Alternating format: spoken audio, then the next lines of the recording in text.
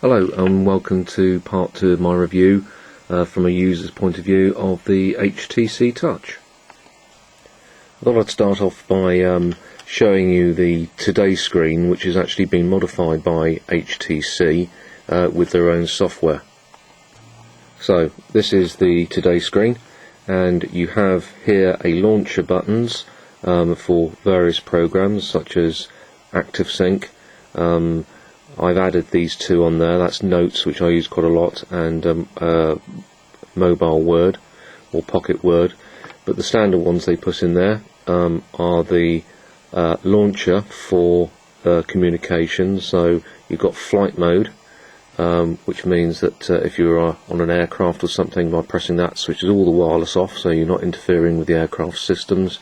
You can actually switch the phone itself on and off, Bluetooth on and off, wireless LAN on and off, and you also have facilities for the Microsoft Direct Push email system, which I have to be honest, I don't really know much about. And also you have data connections, which will take you to connection setups.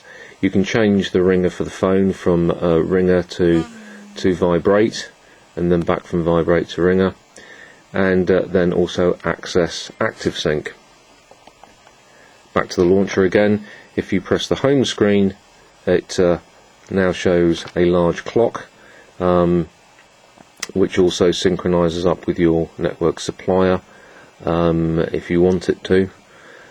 Gives you information about emails and messages and phone calls received on these buttons here or missed. Press this button here, it'll give you the weather. It'll update that weather over the network, be it wireless or through your contract ISP phone provider. Obviously there's a data cost to that, so I tend to switch that off, and that one takes you back to the launcher again. At the bottom half of the screen you have what you would normally typically find on a Windows mobile screen, for example, information about upcoming calendar events and so on and so forth, and any other Today screen plugins that you may have with other software that you've loaded. Very nice, very useful. The perhaps downside is if you do have a lot of things that you prefer to modify on your own programs for the display screen, then you may not appreciate the fact that the screen is eaten up a fair bit by the launcher. Let's have a look at the actual phone. The easiest way to get to the phone is simply to press the telephone key at the bottom left hand corner here, so just press that and it comes up with the phone application screen. You've got information about your last dialed call. You've got the normal numeric, alphanumeric keyboard. Down here you've got contacts, menu, which gives you options such as viewing the contacts, even creating notes, look at your call history, speed dial facilities that you can set up, and so on and so forth. When you make a phone call, and whilst the phone call is ongoing, you have the option to go on to speakerphone, meaning that the phone call will then therefore be held here without having to put it up to your ear. I've tried it and it's very, very good. Extremely loud, very clear, very crisp. No problem with the other person at the other end hearing you. So I quite like this application. It does work very well, fairly easy to use, and as I say, you've got direct access to your contacts with it as well. One of the problems with buying a SIM-free mobile phone, that is a phone that doesn't come naturally as part of a contract, is that you have to manually set up the GPRS settings of your phone provider. Well, in this case I didn't. When I first got the HTC, I put my SIM card in there and it automatically set up all the GPRS settings. If it doesn't do it for you for whatever reason, then all you need to do is go into Start, Settings, Connections, and here you see you've got a facility called network wizard, just tap on that, follow the instructions, and it will set up your GPRS for you. Let's have a quick look at the slider for the volume here.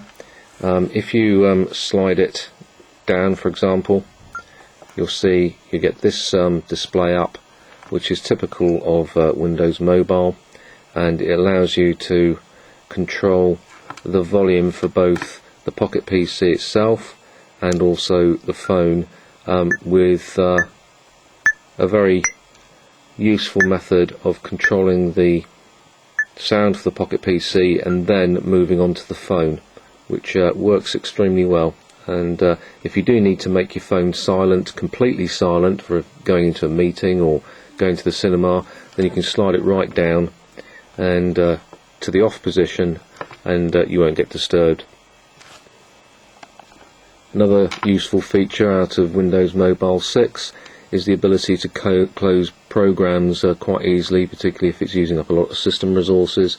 Just punch that little symbol at the top, and that lists all the open programs, and you can stop all of them at once by just tapping that top button.